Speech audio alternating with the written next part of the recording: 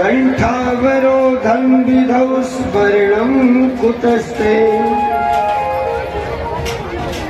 वंशी विभूषित करा नवनीरदाभा पीतांबरा गरुड़बिंबुफलाधिरोष्टा पूर्णेन्दु सुंदर मुखा धरबिंदु नेत्रा कृष्णात् परं किमपि तत्त्वं न जाने। महाराज भगवान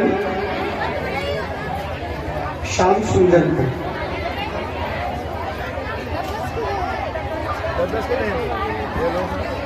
तीन रूप धारण कर लिए।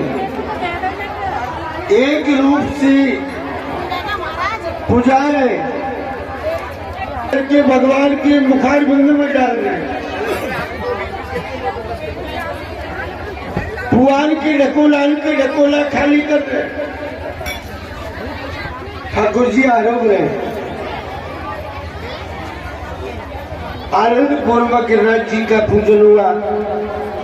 अब महाराज कृष्ण कन्हैया कहने लगे, बोले भैया ऐसा करो, सारे ब्रजवासी जब समुद्र का ही पान कर गए तो 7 दिन की मूसलाधार वर्षा का कितना पानी होगा। बोले कैसे किया? तो यहां एक दृष्टांत रूपक से आपको सुनाए। टाइम ज्यादा नहीं है लेकिन क्या करें, पहुंचेंगे जगह पर। ध्यान से सुनिए। एक बार भगवान भोलेनाथ देवी पार्वती जी के साथ में निवास कर रहे हैं कैलाश पर्वत। भैया बात मत कीजिए, बात मत करो, उनका ध्यान नहीं। अजय ठाकुर जी की कृपा, भगवान भोलेनाथ से हाथ जोड़ करके कहा, प्रभु स्वामी आपसे मेरा एक विनम्र निवेदन है। प्रिय क्या बात है? बोले महाराज मैंने बहुत दिन पहले से एक ब्राह्मण बोल रखा है। ब्राह्मण काय के लिए? बोले जी जिमावे के लिए, भोजन के लिए। बोले ठीक है, जो क्या करना है ये भी बताओ। बोले महाराज करना क्या है? माथे के ऊपर मस्तक के ऊपर बहुत बड़ा ये भार है, इस भार को उतार ब्राह्मण को भोजन करा दो जिससे हमारा ये भार उतर जाए। भगवान ने कहा कि पहले तो ये बताओ तुम्हें ब्राह्मण बोलने की क्या आवश्यकता पड़ गई, क्योंकि बगैर काम तो कोई ब्राह्मण बोले नहीं। राजी खुशी में तो है ना, कोई ना कोई कष्ट होता है ना, संकट आता है तभी ब्राह्मण की याद आवे। तो तेने ब्राह्मण क्यों बोले, क्या कारण था? बोले महाराज जिस समय के बीच में आपका और मेरा विवाह नहीं हुआ, मैंने एकांत में जाकर के भगवान नारायण से प्रार्थना करी कि हे नारायण, हे गोविंद, मेरा विवाह भगवान भोलेनाथ के साथ में संपन्न हो जाए। मैं शादी होते ही और जादिन गणेश जी के ब्राह्मण होंगे ना, 22 दिन में आपके नाम से एक ब्राह्मण को भोजन करा दूंगा। तो महाराज शादी को तो बहुत दिन हो गए, लेकिन वो ब्राह्मण अभी तक नहीं मिला। भगवान भोलेनाथ ने कहा, बोले देवी तेरे शादी के चक्कर में ब्राह्मण बोल दिया कि ठीक है अच्छी बात है, लेकिन कभी समय आएगा जब देखेंगे। बोले महाराज एक ब्राह्मण को भोजन कराना, इसमें भी क्या समय का इंतजार करना? अरे बोले देवी यहाँ के ब्राह्मणों को तू नहीं जाने। बोले जी क्यों? बोले तू नहीं जाने, यहाँ के ब्राह्मणों को मैं जानता हूं। क्यों महाराज, यहाँ के ब्राह्मणों में कोई विशेषता है? कि बोले वैसे तो कुछ नहीं है, और माने जब बहुत बड़ी विशेषता है। बोले जी क्या विशेषता है? बोले यहाँ के ब्राह्मण ज्यादा खामे, ज्यादा खामे। बोले महाराज कितनों ज्यादा खामे, कितनों जीवेंगे? भाई एक ब्राह्मण दोन की रसोई जीवेगा, 4 की 5 की, इससे ज्यादा तो जीवने से। बोले देख वो तू कह रही है वो बात सही है, लेकिन कभी समय देख करके और अपन को ब्राह्मण भोजन करवाने, और ब्राह्मण एक नहीं, ब्राह्मण अब हमको 2 जमाने पड़ेंगे, 2। बोले महाराज 2 ब्राह्मण जमाओगे? बोले हाँ। बोले जी 2 क्यों, किस बात के? बोले 2 इसलिए, एक तेरा और एक मेरा। क्यों महाराज, एक मेरा और एक आपका? बोले हाँ। बोले क्यों, ऐसी क्या बात है? बोले मैंने भी एक ब्राह्मण बोल रखा है। बोले जी आपने कब बोला? बोले बहुत दिन हो गए। बोले आपने क्या बोला? अरे बोले अब क्या बताऊं, छोड़। नहीं बोले बताओ तो सही, आपके ऊपर कोई ऐसा कष्ट आया है क्या जो आपने ब्राह्मण बोल दिया? बोले देवी कष्ट तो कुछ नहीं आया, लेकिन ये शादी ब्याह के चक्कर में ही मैंने बोल दिया। तो एक ब्राह्मण तुम्हारा और एक ब्राह्मण हमारा, 2 ब्राह्मणों को भोजन करवा दिया। बोले जी ठीक। भगवान भोलेनाथ तो कहकर के अपने गणों को साथ में लेकर के चले। कहीं से घूमते घूमते अगस्त जी महाराज आ गए। जय श्रीवन नारायण। देवी जी बाहर निकली, देखने लगी अगस्त जी महाराज ऋषि हैं, त्रिकालदर्शी हैं, बड़े तपेश्वरी हैं। चरणार बिंदों के बीच में प्रणाम किया, गुरुजी प्रणाम, खुश रहो देवी, प्रसन्न मोशनी भवा। भगवान भोलेनाथ का है। बोले जी भगवान अपने गणों को साथ में लेकर के चले। अच्छा ठीक है। देवी जी ने विचार किया कि देखो घर बैठे आज ही तो चर्चा हुई, और आज ही घर बैठे ब्राह्मण देवता आ गए, इससे बढ़िया और क्या है। बोले गुरुजी एक निवेदन करूं? बोले क्या बात है? बोले आप मेरे भवन में भोजन प्रसादी ग्रहण कर लोगे? ठीक है जी, क्यों नहीं करेंगे? और हमें चाहिए क्या? भजन, ठाकुर जी का भजन और बढ़िया पवित्र भोजन, यही तो चाहिए।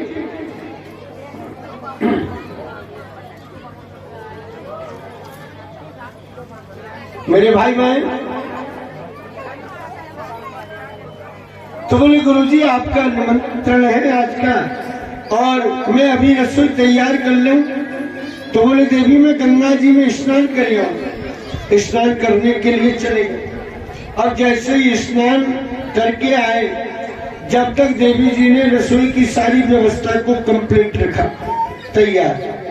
भगवान भोलेनाथ ने कहा था ना कि यहाँ के ब्राह्मण ज्यादा खाएं, तो पहले ही एक ब्राह्मण को जमाने के लिए 10 ब्राह्मण की रसोई,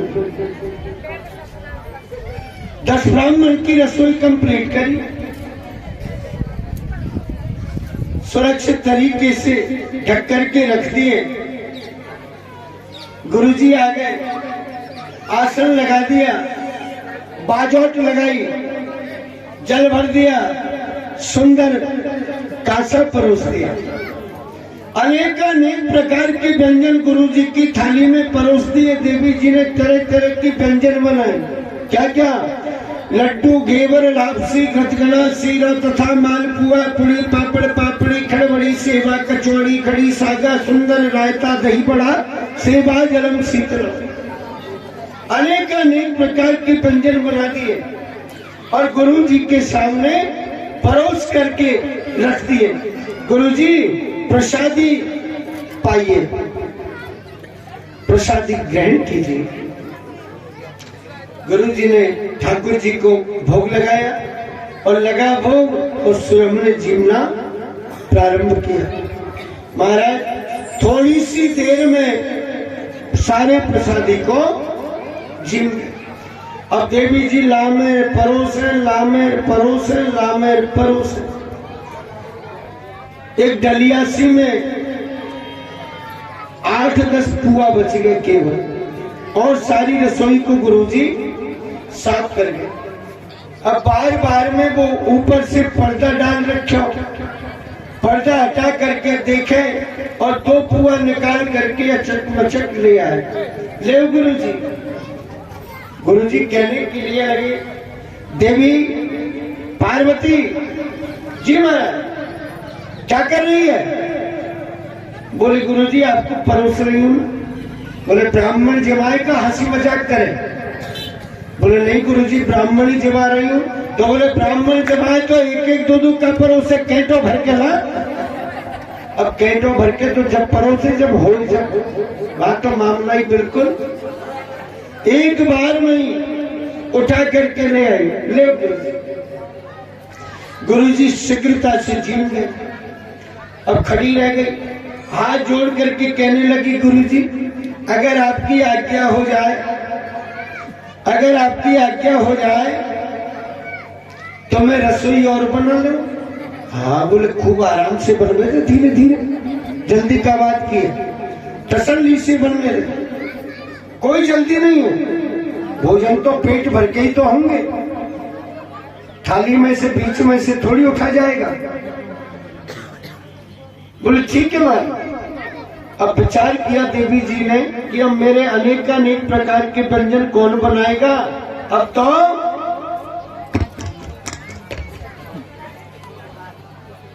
सीधे रोटी बनाना प्रारंभ कर दिया।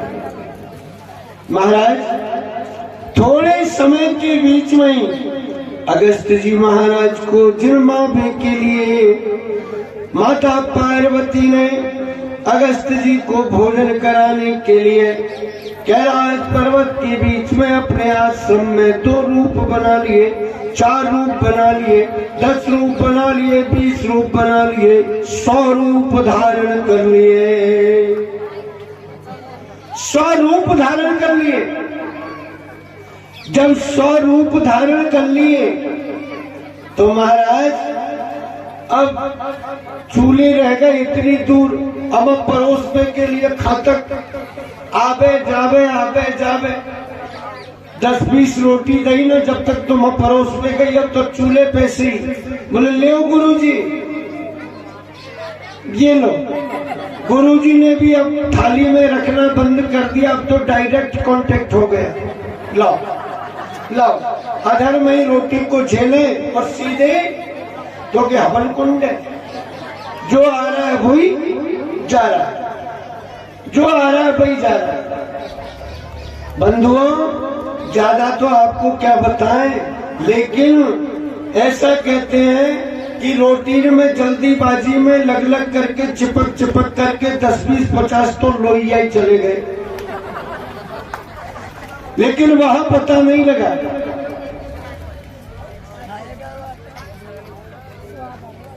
दुखी हो गई देवी जी। देवी जी ने विचार किया कि हे ईश्वर, हे प्रभु, आज मुझसे भारी बन गई। अगर आज मैं मेरे प्रभु की बात मान लेती तो मुझे ये कष्ट नहीं देखना पड़ता। आज जीवन में पहली बार ये ब्राह्मणन के चक्कर में आई हूं। आज ये ब्राह्मण से मेरा पीछा छूट जाए फिर तो जीवन भर की गारंटी मैं ले, मैंने जानी है, ब्राह्मण ने जानी है, दरवाजे पे भटकन नहीं दूंगा, कभी नहीं भटकन दूंगी। एक बार आज इनकी पूर्ति हो जाए, ठीक। इतनी देर में दुखी हो गई। सारा शरीर पसीने में तर-बितर हो गया, लाल लाल नेत्र हो गए, नेत्रों से अश्रु बहने के लिए लगे। इतनी देर में भगवान भोलेनाथ आ गए। भोलेनाथ दीर्घ दृष्टि करके देखे, बोले जी आज देवी जी के भवन में इतनी ये धुआं कैसे हो रही है?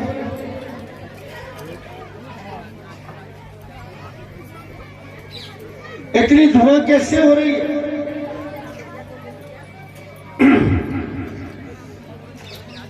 मेरे भाई बहन, उसी समय भोलेनाथ दीर्घ दृष्टि से देखने लगे। बोले मैंने देवी जी को मना किया और मुझे लगता है कि आज सुबह जो कह रही थी ना वो काम आज ही कर दी, लेकिन देखूं तो सही भोजन के लिए कौन ब्राह्मण है। सो दृष्टि डाल करके देखे सो महाराज अगस्त जी महाराज। ओहो, अगस्त जी महाराज। देवी पार्वती ने 100 रूप बना रखे। बोले जी अगर देवी 1000 रूप धारण कर लेना तो भी अगस्त जी नहीं धापे। क्या करना चाहिए? भोलेनाथ एकांत में गए और भगवान नारायण का स्मरण किया।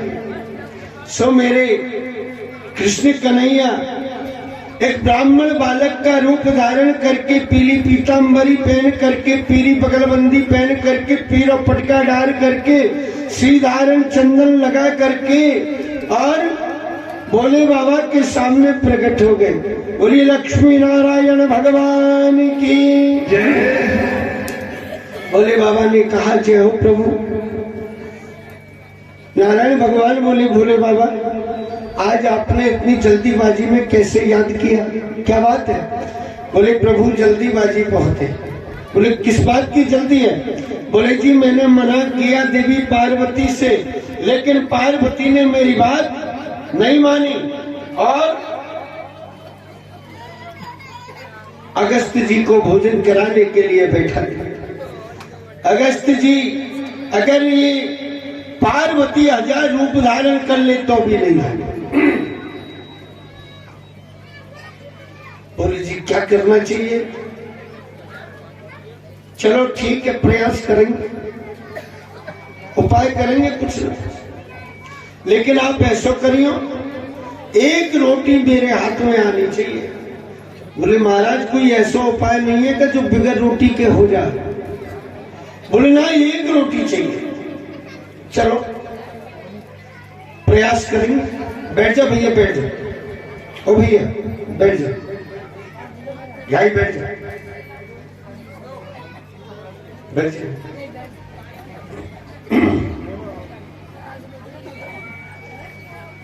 मेरे भाई बहन,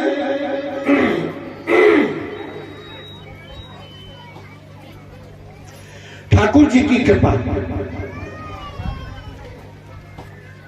देवी पार्वती के भवन की तरफ भोलेनाथ जा रहे और ब्राह्मण का रूप बना करके भगवान नारायण भी उनके साथ में जा रहे। देवी जी चूल्हे पर भोजन बनाने का काम कर रहे। अब देवी जी की दृष्टि पड़ गई कि ये भगवान भोलेनाथ आ रहे, लेकिन एक तो मेरे स्वामी भोलेनाथ ही हैं, लेकिन भोलेनाथ के साथ में ये पीले से वस्त्र पहन करके कौन आ रहा है? ये कौन है? मुझे लगता है कोई ब्राह्मण को ले आए, क्योंकि भगवान ने कहा था ना कि एक ब्राह्मण तेरा और एक ब्राह्मण मेरा। कहीं आज ही तो नहीं ले आए। तो भोजन बना रही, भोजन बनाती बनाती खड़ी हो गई और भगवान भोलेनाथ को कहने के लिए लगी, सुनो जी मेरे भरोसे मत रहियो, वापस कर दो, वापस कर दो फिर